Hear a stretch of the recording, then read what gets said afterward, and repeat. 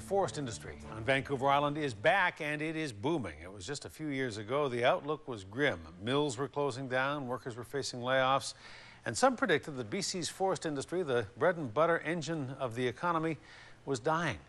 They did not count on China. The industry and the BC government worked hard to woo the Chinese market, and it has worked. Now our sawmills are buzzing and our ports are bustling. And A News reporter Jonathan Bartlett has the story. Western Forest Products' Ladysmith sawmill is not running at full capacity. One shift, 29 full-time workers, but it's running, which is a lot better than shut down, which this mill was for 2 years. Things are turning around here, and it's all because of a growing demand for BC softwood lumber. But that growing demand is not coming from south of the border. Until last fall, things around here were pretty depressing. The U.S. housing market had collapsed. Sawmills like this one were forced to close. So why the turnaround? The answer is demand for BC wood an ocean away, China. 1.3 billion people with a growing need for housing and a massive expanding economy. If you go back to 2006, China received just 1% of BC lumber exports, the United States 84%.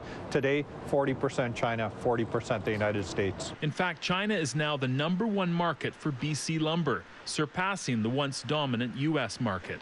The demand from China is so strong that it could spell recovery for a long beleaguered industry. Overall production numbers for 2011 are looking quite optimistic at this point. We're going to be nearly back to a recovered situation, but I think still 2012-13 will be full recovery for the industry and full production levels across the province.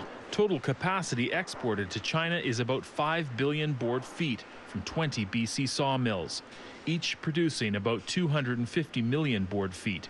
When you combine the labor force in the sawmill with the labor force in the bush, the silviculture people, about 500 jobs per sawmill. So call it 10,000 people directly employed, another spin-off of another 10,000 people who service the trucks, work on the equipment, and make sure the guys are fed in the mills. So very good news. There are 20,000 people today that are much happier as a result of softwood lumber exports to China. Including the workers in this mill and the community they live in.